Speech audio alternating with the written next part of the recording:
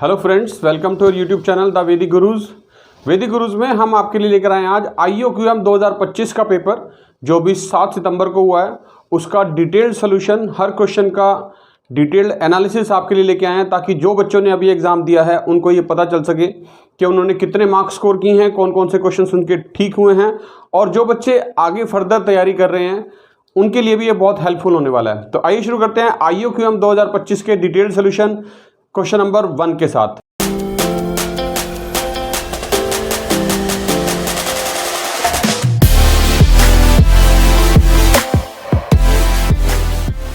देखिए क्या था क्वेश्चन नंबर 1।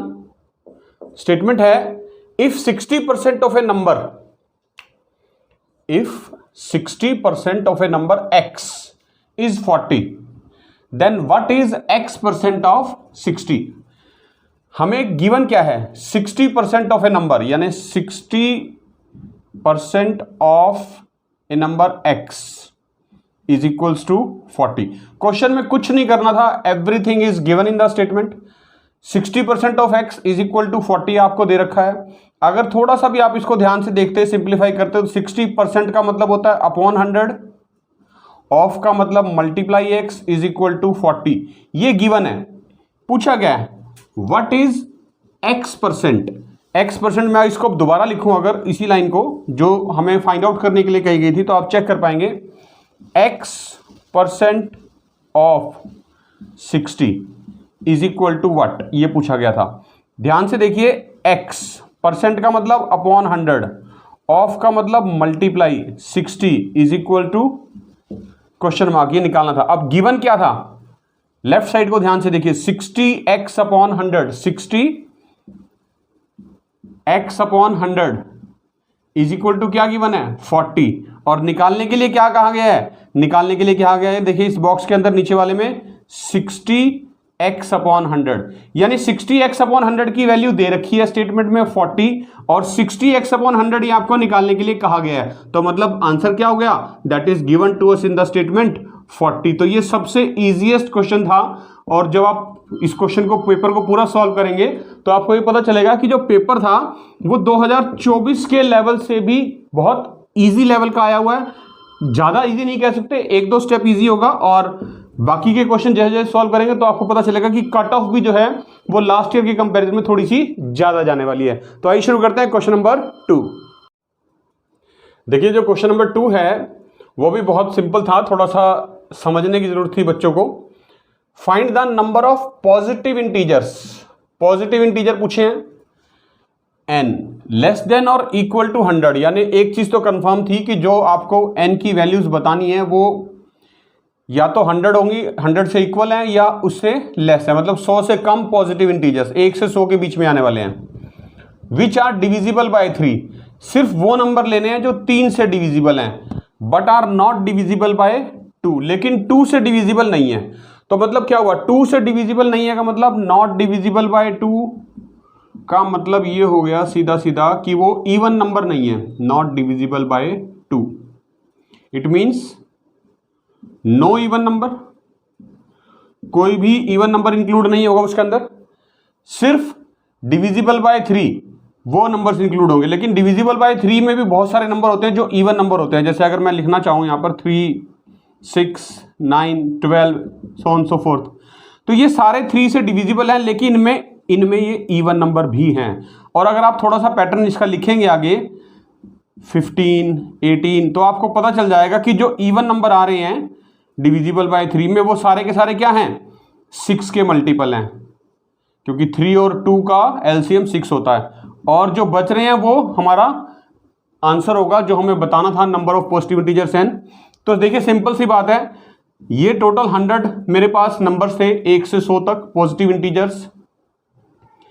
इनमें से जो 3 से डिविजिबल हैं वो कितने हैं मुझे ये देखना था, और उसमें से हम वो निकाल देंगे जो इवन नंबर है, यानी जो हमने ऊपर अभी लिखा है पैटर्न ये कि 6 से डिविजिबल हैं, वो पैटर्न 6 से नंबर जो डिवाइड होते हैं वो कितने हैं वो भी निकाल देंगे, तो आंसर आ जाएगा।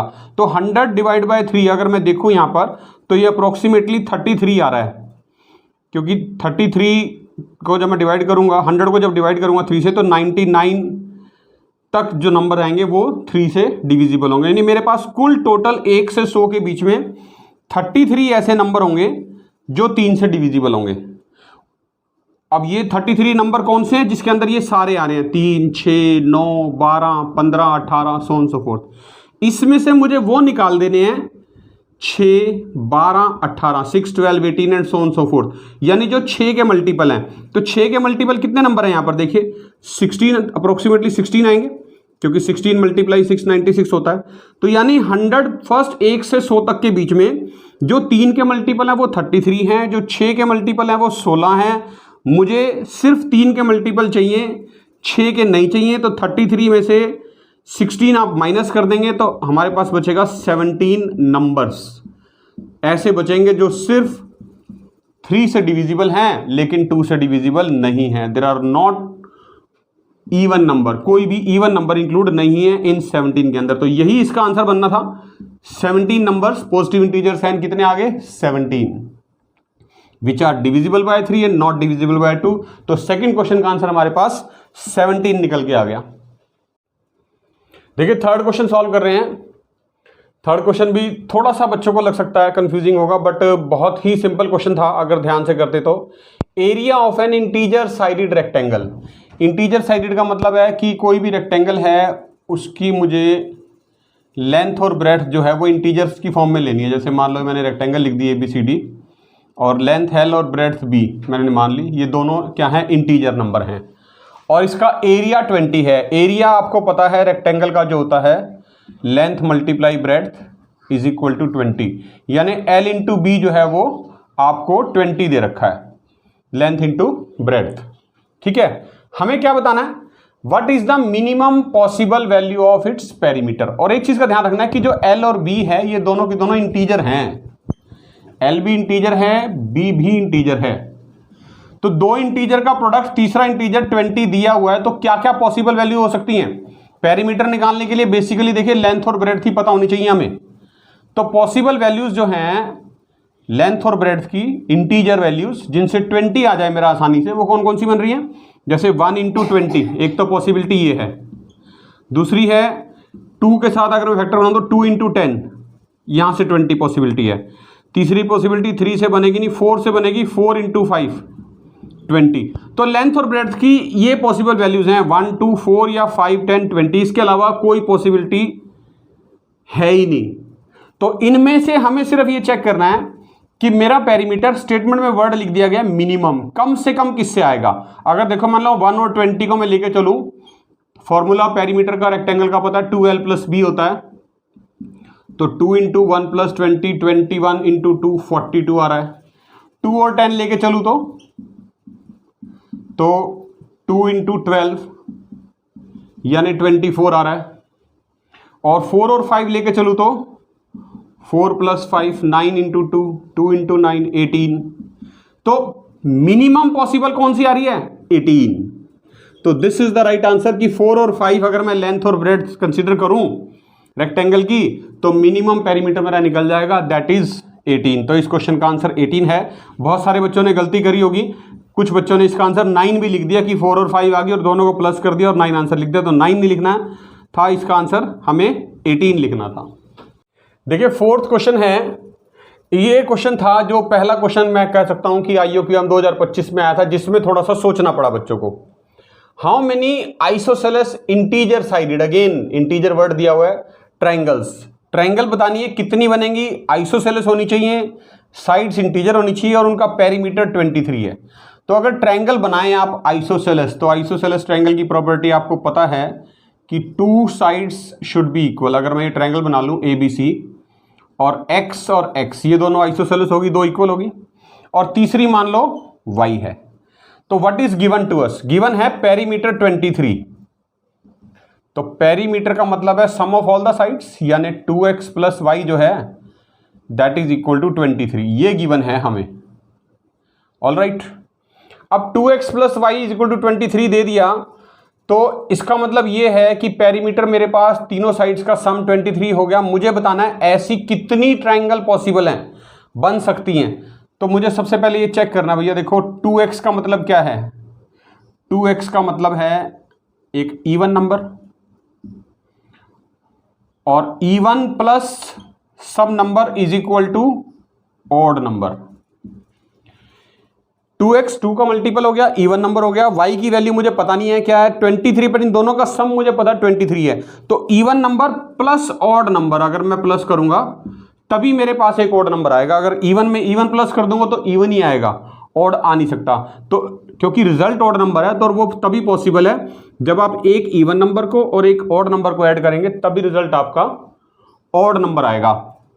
तो इसका मतलब ये क्लैरिटी होगी कि y की जो वैल्यू है वो ऑड नंबर हो सकती है। अब ऑड नंबर कितना, मतलब यहां पर देखिए, अगर मैं ट्रायंगल इनइक्वालिटी की भी बात करूं, क्योंकि ट्रायंगल जो है वो तभी पॉसिबल है जब आप ट्रायंगल इनइक्वालिटी सेटिस्फाई कर पाए, मतलब सम ऑफ एनी टू साइड्स, मतलब दोनों को इक्वल वाली को मान लेते हैं, should be greater than the third side. तो 2x ग्रेटर देन y जो है ये ट्रायंगल इनइक्वालिटी सेटिस्फाई होनी चाहिए। तो अगर मैं ये value 2x greater than y यहाँ इसमें लेके आऊँ इस तरह से, तो क्या बनेगी देखिए, 2x plus y is equal to 23 है। मुझे पता 2x ग्रेटर देन y, तो मैं यहाँ y लिख दूँ, अगर y प्लस वाई तो ये ग्रेटर देन 23 हो जाएगा, यानी 2y ग्रेटर देन 23 हो जाएगा। मतलब y जो है, अच्छा ग्रेटर देन नहीं लेना है क्योंकि इससे लेस होना चाहिए, 23 सम है ना, ठीक है ले सकते हैं, 20y should be less than आएगा यहाँ पर, ग्रेटर नहीं ले सकते क्योंकि 23 तो पेरीमीटर ही है ना, तो पेरीमीटर से ज़्यादा आप साइड्स नहीं कर सकते। तो 2y less than 23, y less than 23/2 यानी समथिंग 11.5 अप्रॉक्सीमेटली। मतलब y की वैल्यू जो है वो 11.5 से कम आएगी, और हमें लेनी है वैल्यू इंटीजर, क्योंकि इंटीजर साइडेड है। तो इसका मतलब मुझे जो ये पता है कि y की वैल्यू ऑड नंबर है और 11.5 से कम है, तो कौन कौन सी पॉसिबल वैल्यूज हो सकती हैं, ऑड नंबर लेने। अगेन 11 हो सकता है, 9 हो सकता है, 7 हो सकता है, 5, 3 या 1। ये मेरे पास 1, 3, 5, 7, 9, 11 ये पॉसिबल वैल्यूज हैं जो y की मैं ले सकता हूँ। 1, 2, 3, 4, 5, 6 पॉसिबिलिटीज निकल के आ गई। तो देखिए एक तरह से आंसर तो मुझे पता चल गया है, पॉसिबिलिटीज जो हैं मेरे पास निकल के आ गई कि 6 ट्रायंगल पॉसिबल होंगी अगर इस फॉर्मेशन के अकॉर्डिंग चले। वेरीफाई भी कर सकते हो, देखिए यहाँ से मैं x की वैल्यू अगर निकालना चाहूँ तो क्या क्या निकलेगी। अगर ये साइड मैंने 11 ले ली तो इसका मतलब ये कितना होना चाहिए यहाँ पर, 23 - 11 12, यानी ये 2 × 6 की फॉर्म में होना चाहिए, तभी 23 आएगा। ये अगर मैंने y 9 ले लिया तो ये कितना बचेगा मेरे पास यहाँ पर, 13 - 23 - 9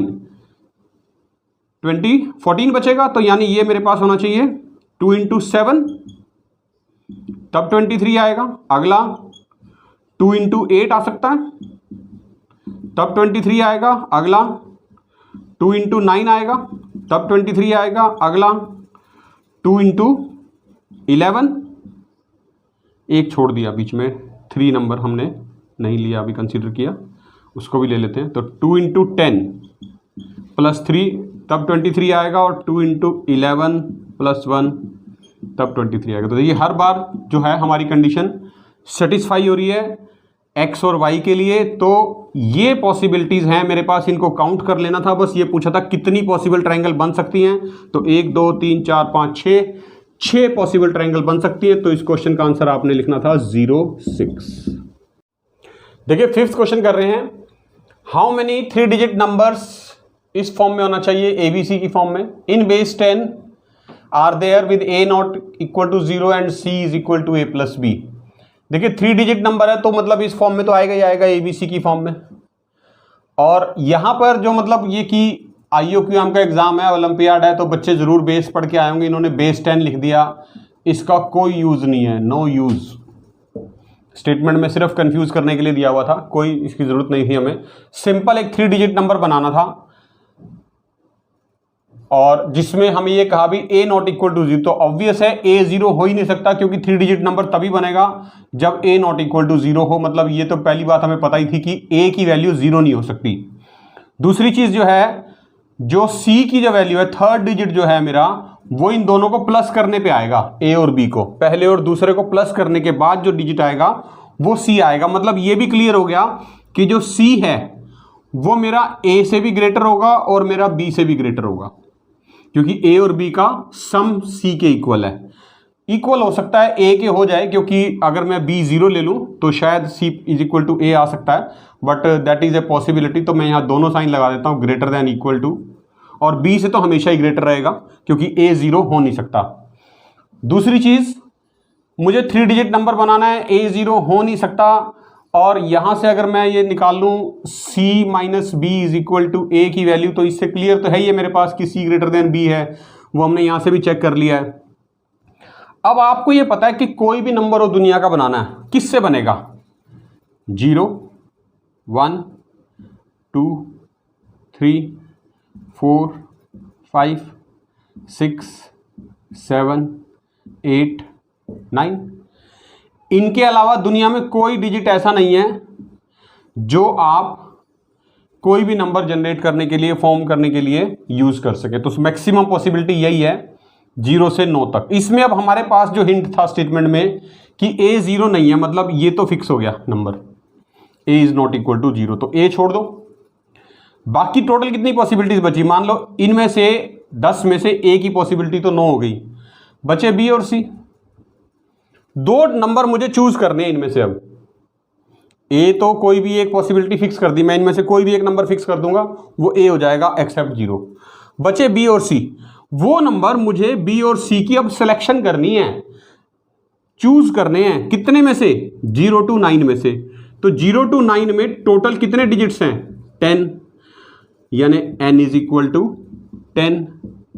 मुझे चूज कितने करने हैं? सिलेक्शन r, यानी कि 2, b और c। मतलब अगर फॉर्मूला आपने पढ़ा है NCR का तो लगा देंगे 10C2, और 10C2 का फॉर्मूला क्या है? 10 factorial upon 2 factorial multiply 10 minus 2 factorial, यानी हो जाएगा 10 multiply 9 multiply 8 factorial divide by 2 multiply 1 और 10 माइनस 2 8 फैक्टोरियल। तो देखिए 8 फैक्टोरियल से 8 फैक्टोरियल कट गया, और ये 2 5 10, तो 9 मल्टीप्लाई 5 45, यानी 45 पॉसिबिलिटीज हैं ऐसी। 45 3 डिजिट नंबर्स ऐसे बन सकते हैं जिनमें a 0 नहीं है और जो c की वैल्यू है that is equal to a plus b। तो इस क्वेश्चन का आंसर बनना था 45। देखिए 6th क्वेश्चन है, height and base radius of a closed right circular cylinder दिया हुआ है, आर पॉजिटिव इंटीजर्स।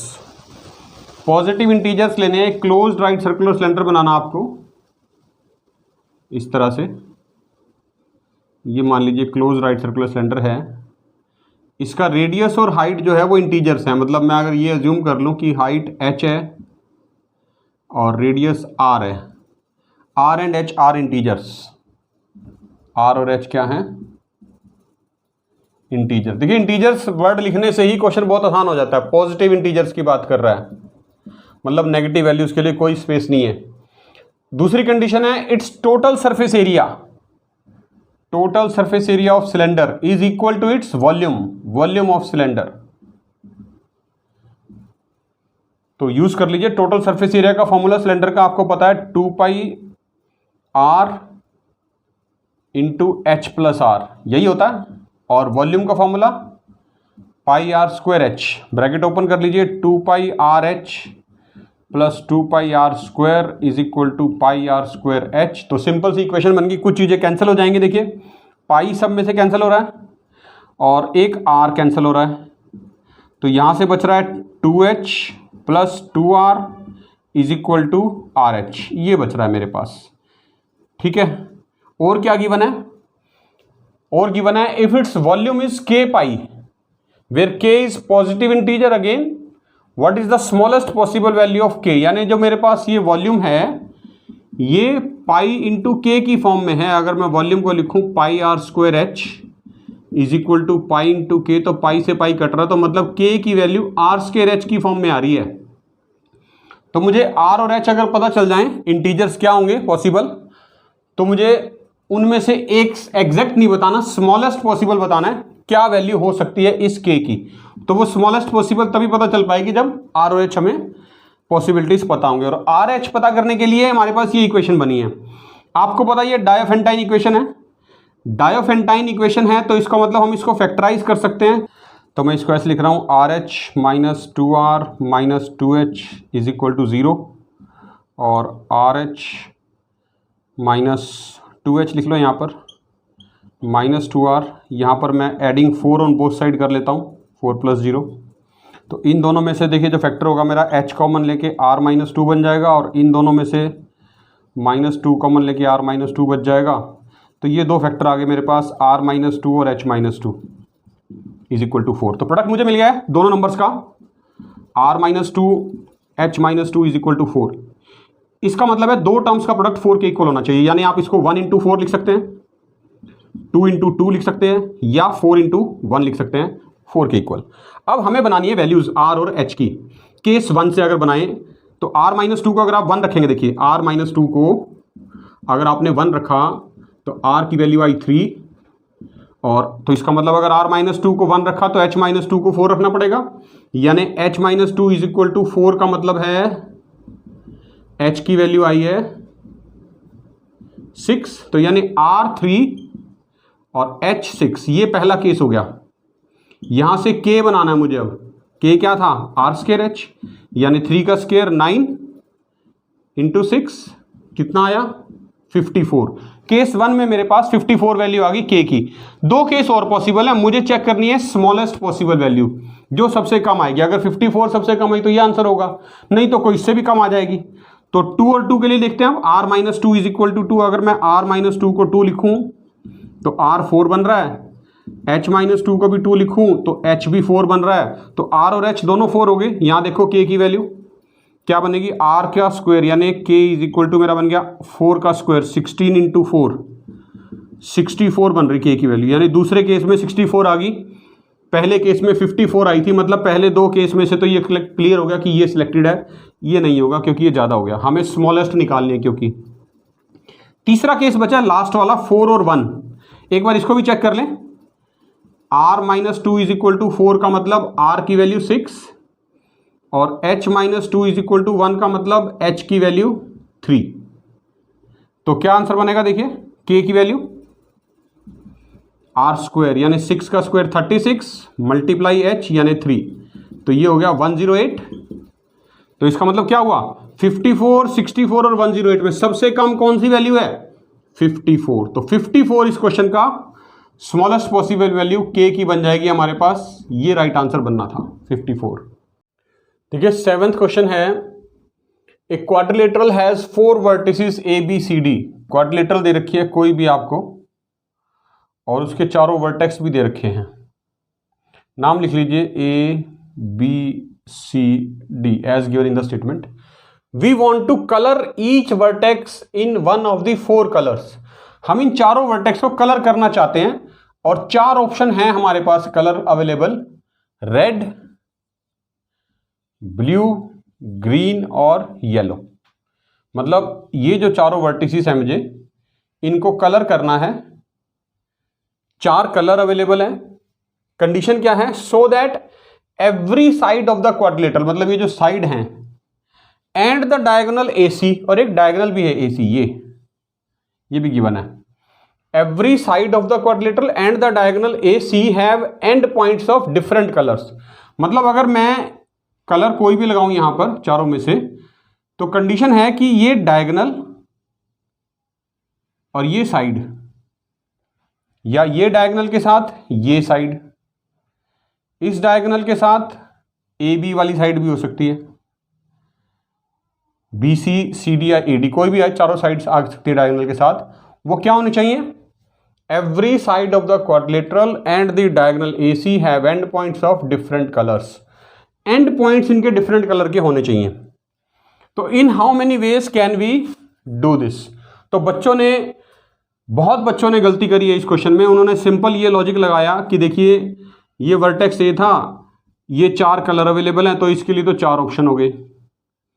दूसरा इसके लिए B के लिए मान लो 3 हो गए, C के लिए 3 हो गए और D के लिए 1 ले लिया। और फंडामेंटल प्रिंसिपल ऑफ काउंटिंग के अकॉर्डिंग अगर आप लगाते तो 4 into 3 into 2 into 1, 4 3 12 into 24, 24 answer निकाल दिया। यहां पर सबसे बड़ी मिस्टेक जो करी थी, जो इस क्वेश्चन की स्पेशलिटी थी, जिस वजह से ये क्वेश्चन IOQM में सिलेक्ट हुआ, वो था इसकी कंडीशंस जो यहां पर दे रखी हैं, जिसको बच्चों ने इग्नोर कर दिया। बहुत कम बच्चे इसको ठीक कर पाए हैं। Every side of the quadrilateral and the diagonal have end points of different colour. जब एंड पॉइंट्स यहां पर आप लेंगे, ये एंड पॉइंट A और C, यहां पर इसके 4 ऑप्शन है, तो यहां पर कोई भी 2 ले सकते हैं आप।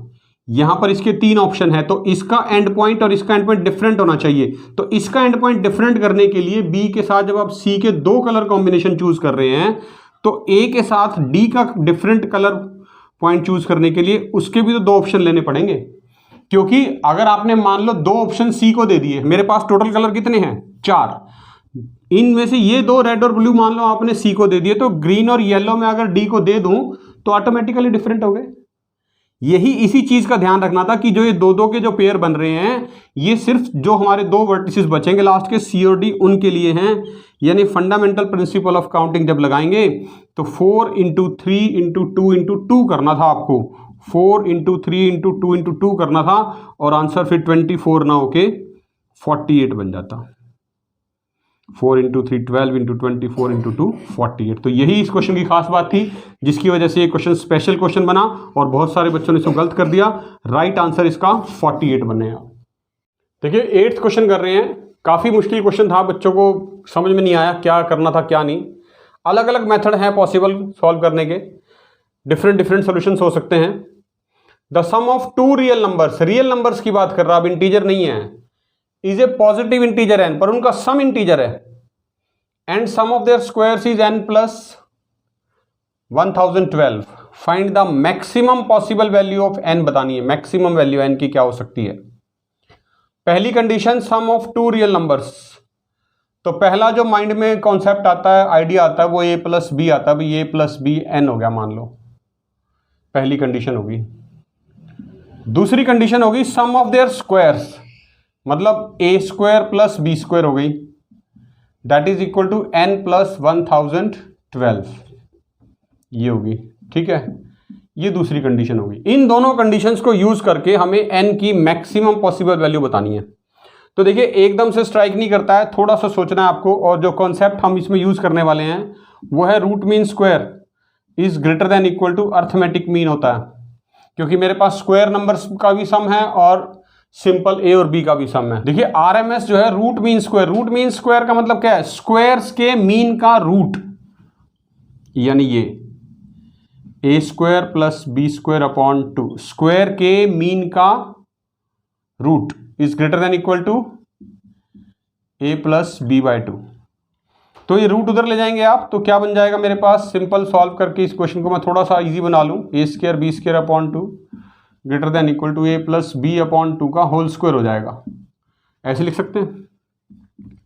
a² + b² की वैल्यू मुझे गिवन है n + 1012 divide by 2 greater than equal to a + b की वैल्यू n है, तो ये n/2 का स्क्वायर है, मतलब मैं इसको n² / 4 लिख सकता हूँ। अब आपने इसको सॉल्व कर लेना है। ये 2 से 2 कैंसिल हो गया, तो यहाँ पर मैं अगर इसको इनइक्वालिटी की फॉर्म में सॉल्व करूँ तो n² less than equal to 2n + 20124 है ना, 2024, क्योंकि इस 2 को मैं 1012 से मल्टीप्लाई करूंगा तो 2024 हो जाएगा। सबको इधर ले आइए, n² - 2n - 2024 less than equal to 0। तो ये इनइक्वालिटी बन गई और क्वाड्रेटिक की फॉर्म में है, तो मतलब में जो इसको फैक्टराइज करना है सिर्फ, तो फैक्टराइज आप कर सकते हैं। 2024 के आपको प्राइम फैक्टराइजेशन करके फैक्टर बनाने थे, बना लो।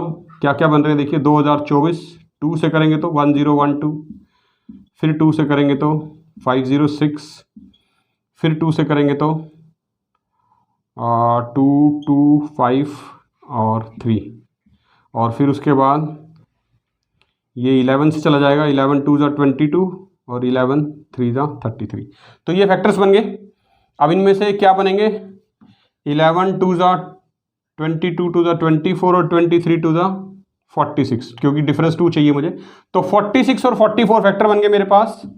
n² - 2n को मैं लिख सकता हूँ -46n + 44n - 2024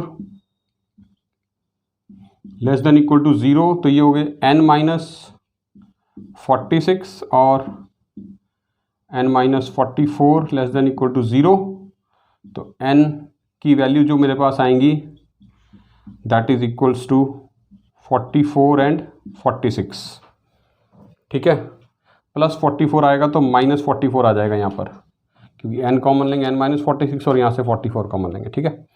तो मेरे पास ये पॉसिबल वैल्यूज आ गई n की माइनस 44 से लेके 46 तक। मुझे बतानी थी maximum possible value of n, और मैक्सिमम वैल्यू मेरे पास कौन सी बन रही है 46, तो यही आंसर बनना था सिर्फ, maximum value of n is equal to 46। तो this is the easiest possible solution जो हम इस क्वेश्चन के लिए आपको दे पाए कि n की मैक्सिमम वैल्यू जो है वो 46 आएगी। हाँ जी, देखिए 9th क्वेश्चन सॉल्व कर रहे हैं। 9th क्वेश्चन में क्या था, 4 sides and A diagonal of a quadrilateral. Quadrilateral की बात करिए तो क्वाड्रिलेटरल ड्रॉ कर लेते हैं, 4 साइड ड्रॉ कर लेते हैं, कोई एक डायगोनल लगा लेंगे, मान लो ये डायगोनल भी लगा लिया, नाम लिख देते हैं इनके A B C D। Are of length 10 20 28 50 and 75। ये 4 कोई भी इनमें से क्वाड्रिलेटरल की साइड और कोई भी एक डायगोनल हो सकता है। मेंशन कर दिया गया स्टेटमेंट में, not necessarily in that order, same order में नहीं है। Which amongst them is the only possible length of diagonal. इनमें से क्या होगा, कोई एक, ओनली वर्ड लिखा है स्टेटमेंट में, देखिए ओनली पॉसिबल सॉल्यूशन बताना आपको, मतलब सिर्फ कोई एक ऐसा होगा इन पांचों में से जो डायगोनल को सेटिस्फाई करेगा। और कैसे सेटिस्फाई करेगा, हमें कैसे चेक करना है, हमें पता है डायगोनल बनाने से क्या हो गया, ये क्वाड्रिलेटरल 2 ट्रायंगल्स की फॉर्म में डिवाइड होगी, है ना, ट्रायंगल्स की फॉर्म में होगी। तो ट्रायंगल की फॉर्म में जब इनइक्वालिटी बन गई मेरे पास, चेक बन गई है ट्रायंगल 2, तो चेक करने के लिए क्या करना पड़ेगा, ट्रायंगल इनइक्वालिटी, क्योंकि ट्रायंगल फॉर्मेशन तभी पॉसिबल है जब 2 साइड का सम तीसरी साइड से ज्यादा हो, यही है ना triangle inequality, when a plus b is greater than c, ये कंडीशन सेटिस्फाई होनी चाहिए। तो मैं एक एक करके कॉम्बिनेशन बना के देखते हैं, यहां पर पॉसिबिलिटीज बनानी है सिर्फ, और कुछ भी नहीं है, कोई इसके अंदर फॉर्मूला लंबा चौड़ा सॉल्यूशन नहीं था, सिर्फ पॉसिबल वैल्यूज चेक करनी थी। तो हम हिट एंड ट्रायल से ही चेक कर सकते हैं। देखिए बहुत आसान है, सबसे पहले मान लो मैं जो लॉन्गेस्ट साइड है उसी को डायगोनल मान लेता हूं कि ये 75 मैंने ले लिया। तो पॉसिबिलिटी क्या है, 28 और 50 में यहां लिखूं तो इन दोनों का सम, कोई भी पेयर ऐसा है जो मतलब हर केस में तीसरी साइड के बराबर हो। अगर यहां देखिए 28 plus 50 greater than 75, 50 plus 75 greater than 28, और 75 प्लस 28 ग्रेटर देन 50, ये तो पॉसिबिलिटी है। बच गया कौन सा अब, 10 और 20, मतलब ये दोनों 10 और 20 हो सकती है। फिर क्या ये ट्रायंगल फॉर्मेशन पॉसिबल है, चेक करते हैं। इन दोनों का सम 10 प्लस 20 क्या ग्रेटर देन 75 आ रहा है, ये गलत हो गया, देखिए ये पॉसिबल नहीं है। मतलब मैं डायगोनल किसी भी केस में 75 नहीं ले सकता, क्योंकि नहीं तो नीचे वाली ट्रायंगल इनइक्वालिटी, ये जो साइड है ट्रायंगल है मेरी, इसकी तीनों साइड इसको सेटिस्फाई नहीं करेंगी। तो 75 तो भैया रिजेक्ट हो गया, 75 डायगोनल नहीं हो सकता। मतलब मुझे अब 50 के लिए चेक करना है, तो एक काम करते हैं, यहाँ रख देते हैं 50 और यहाँ 75 लिख देते हैं, ठीक है। अब चेक करते हैं ट्रायंगल इनइक्वालिटी क्या सेटिस्फाई कर रही है। देखिए तो ये ट्रायंगल तो पॉसिबल लग रही है मुझे, इसमें तो हर बार आ जाएगा। नीचे वाली चेक करते हैं, क्या अगेन 10 प्लस 20 ग्रेटर देन 50 है, नहीं, यहाँ भी ट्रायंगल इनइक्वालिटी फेल होगी। मतलब ये जो 50 नंबर था ये भी डायगोनल नहीं बन सकता, इससे भी रिजेक्ट हो रहा है केस। तीसरा नंबर लेके चलते हैं 28, मैंने इसको ले लेता हूं मैं, यहाँ आपको एक एक करके चेक करने, क्योंकि एक ही सोल्यूशन आएगा, जहां सोल्यूशन मिल जाएगा वहां रुक जाएंगे, that's it.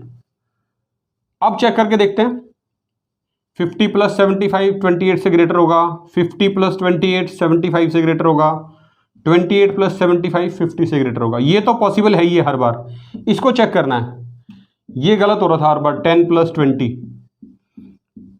Greater than 28, yes ये तो पॉसिबल है। अभी 30 ग्रेटर देन 20 ये तो हो रहा है। इन दोनों को चेक करें, 28 प्लस 10 वो 20 से ज़्यादा है, 28 प्लस 20 वो 10 से ज़्यादा है, यस। तो मतलब ये फर्स्ट और ये सेकंड हर कॉम्बिनेशन में ट्रायंगल इनइक्वालिटी को सेटिस्फाई कर रहे हैं। चाहे तो लिख के भी देख सकते हैं, 10 प्लस 28 ग्रेटर देन 20 और 20 प्लस 28 ग्रेटर देन 10। तो हर केस में ट्रायंगल इनइक्वालिटी सेटिस्फाई हो रही है, यानी मेरे पास जो ओनली पॉसिबल सोल्यूशन था वो 28 से मुझे मिल गया। बाकी 20 और 10 चेक करने की जरूरत नहीं है, क्योंकि more than one possible solution हो ही नहीं सकते, हमें ऑलरेडी मेंशन था स्टेटमेंट में। तो बहुत सारे बच्चे ये कह रहे थे कि शायद ये स्टेटमेंट गलत है, ऐसा हो नहीं सकता, बट नहीं हो सकता है, ये पॉसिबिलिटी मिल गई है हमें। तो इस क्वेश्चन का राइट आंसर जो है वो 28 आपका बनना चाहिए। देखिए 2 मार्क्स वाले क्वेश्चन का जो सेक्शन ए था 2 मार्क्स वाले का, उसका ये लास्ट क्वेश्चन है 10th क्वेश्चन। 10 क्वेश्चन पहले 2-2 नंबर के थे और इन्हीं से डिसाइड होना था कि हाँ बच्चे कहाँ आगे मेरिट में सिलेक्ट होने वाले हैं। तो 10th क्वेश्चन देखिए क्या था, age of a person in years in 2025 is a perfect square. तो मान लें, देखिए गिवन है, सिंपल सी बात है, 2025 यानी जो प्रेजेंट चल रहा है उसमें उसकी एज जो है किसी पर्सन की वो एक परफेक्ट स्क्वायर है। तो let the age of person in 2025, perfect square मतलब मान लो मैं n स्क्वायर मान लेता हूं। His age in years was also a perfect square in 2012 मतलब the age of person in 2012 is also a perfect square. ये भी परफेक्ट स्क्वायर ही लेना है मान लो, तो 2013-12 में ये m स्क्वायर मान लो। कितना डिफरेंस हुआ? 13 ईयर्स। मतलब क्लियरली मैं लिख सकता हूं n square minus m square जो है वो 13 आ गया, क्योंकि 2025 में n स्क्वायर है, 2012 में m स्क्वायर आई, क्योंकि 2012 मतलब 13 साल पहले। तो इन दोनों की एज का जो डिफरेंस हो गया वो 13 साल हो गया। और पूछा गया है his age will be a perfect cube in years, in m years, perfect cube m years after 2025। यानी अभी जिसकी एज एक परफेक्ट स्क्वायर है, 2012 में भी उसकी एज परफेक्ट स्क्वायर थी, 2025 के कितने साल बाद, after how many years, how many years, ये तो m बताना है, तो इसका मतलब यहाँ कुछ डिफरेंट लिखना पड़ेगा मुझे, k स्क्वायर लिख लेते हैं क्योंकि m उसने दे दिया है। हाउ मेनी ईयर्स मतलब m की जो वैल्यू है m ईयर्स, ये मुझे पता लगानी है कितने साल बाद उसकी जो एज है वो क्या बनने वाली है, एक परफेक्ट क्यूब बनने वाली है। अब ध्यान से देखिए, अगर आप ये जो क्वेश्चन है सिंपल आपकी कॉमन सेंस से ये कह सकते हैं या हिट एंड ट्रायल से कह सकते हैं, उससे भी हो सकता था कि दो परफेक्ट स्क्वायर का डिफरेंस 13 है। तो एक तो पॉसिबिलिटी यही है कि आप इसमें परफेक्ट स्क्वायर नंबर डाल के देखें जिनका डिफरेंस 13 आ रहा है, कौन कौन से हैं। n की वैल्यूज अगर मैं चेक करूं तो यहां पर देखिए 7 का स्क्वायर अगर मैं लिखूं 49 और यहां पर मैं 6 का स्क्वायर लिखूं 36, तो 49 माइनस 36 13 आ जाता है मेरे पास। तो मतलब क्लियर है कि n की वैल्यू 7 आ रही है और k की वैल्यू 6 आ रही है, ठीक है, 13 आ गया। 2025 में उसकी एज 49 ईयर्स थी, 2012 में उसकी एज जो थी वो 36 ईयर्स थी, ठीक है, 13 साल पहले हो गया। पूछा गया है कितने साल बाद वो परफेक्ट क्यूब बनेगा, यानी अगर अभी वो 49 ईयर्स का है तो इसमें कितना प्लस करें कि जो इसका नियरेस्ट परफेक्ट क्यूब नंबर है, क्योंकि जो m की वैल्यू है वो स्टेटमेंट में लिखा है स्मॉलेस्ट होनी चाहिए, सबसे छोटी। तो नियरेस्ट परफेक्ट क्यूब नंबर कौन सा है 49 के बाद? 49 के बाद नियरेस्ट परफेक्ट क्यूब नंबर जो है मेरे पास 50 की लाइन में कोई परफेक्ट क्यूब नहीं, 60 की लाइन में आ रहा है 64, परफेक्ट क्यूब नंबर 64। क्यों लिया? क्योंकि ये एक नियरेस्ट परफेक्ट क्यूब है 49 के बाद, और यही स्टेटमेंट में कहा गया था कि कितने साल बाद उसकी जो एज है वो एक परफेक्ट क्यूब बन जाएगी और स्मॉलेस्ट होनी चाहिए m की वैल्यू।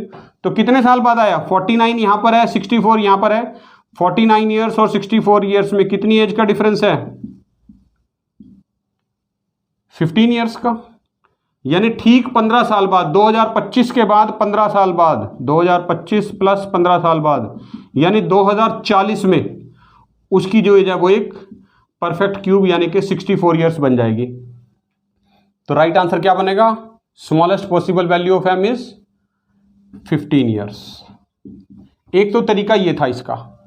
दूसरा तरीका, अगर मान लो आप ये स्ट्राइक नहीं कर पा रहे थे तो बच्चे ऐसे भी कर सकते थे इसको, कि जैसे मेरे पास ये इक्वेशन आ गई थी n square minus k square equal to 13, तो सबसे पहला माइंड में जो बच्चों की स्ट्राइक आता है फॉर्मूला वो है a minus b a plus b आता है, तो वो भी आप लगा सकते थे कि n माइनस के इंटू एन प्लस के इज इक्वल टू 13। तो a की पॉसिबिलिटी है कि 1 मल्टीप्लाई 13 इज इक्वल टू 13, दो टर्म्स का प्रोडक्ट है, यही फैक्टराइजेशन पॉसिबल है। तो n माइनस के देखिए इज इक्वल टू 1 हो गया आपके पास, और n प्लस के 13 हो गया। अगर मैं इसको सॉल्व करता तो 2n इज इक्वल टू 14, यानी यहाँ से n की वैल्यू 7 आती मेरे पास। जैसे ही n 7 आया तो k जो है वो 6 बन जाता। तो n 7 और k 6 फिर से यहीं पहुँच जाते हैं हम, n 7 और k 6। और फिर आसान था कि परफेक्ट क्यूब कौन सा आएगा 49 के बाद, वो नियरेस्ट 64 है। तो आफ्टर 15 ईयर्स उसकी एज परफेक्ट क्यूब बन जाती। तो हमारा जो राइट आंसर होता है इनकी पॉसिबल वैल्यू वो 15 ईयर्स थी। तो मैंने आपको दोनों मेथड बता दिए, फॉर्मूला की हेल्प से भी कर सकते थे या हिट एंड ट्रायल मेथड से भी चेक कर सकते थे। ये इस क्वेश्चन का इजीएस्ट पॉसिबल सोल्यूशन था। तो देखा आपने, आज हमने आपको IUQM 2025 का जो पेपर अभी हुआ है लेटेस्ट 7 सितंबर को, उसके 2 मार्कर जो थे, यानी सेक्शन ए जिसके 1 से 10 क्वेश्चन पहले 2-2 नंबर के होते हैं, उनके कंप्लीट और detailed solution, easiest possible solution जो अवेलेबल हैं वो आपको बता दिए हैं। आई होप आप सब इस वीडियो को एंजॉय करेंगे। हमारा चैनल द वैदिक गुरुज अगर आपने अभी तक लाइक और सब्सक्राइब नहीं किया है अभी कर दें, और मैक्सिमम बच्चों के साथ शेयर करें। हम बहुत जल्द फिर मिलेंगे 3 मार्कर्स के साथ, यानी क्वेश्चन नंबर 11 to 20 तक के साथ, और उसके बाद 21 to 30 अल्टीमेटली 5 मार्कर क्वेश्चंस के साथ। तब तक के लिए हमारे साथ जुड़े रहिए, हम बहुत जल्द फिर मिलेंगे। Till then enjoy learning mathematics. Thank you.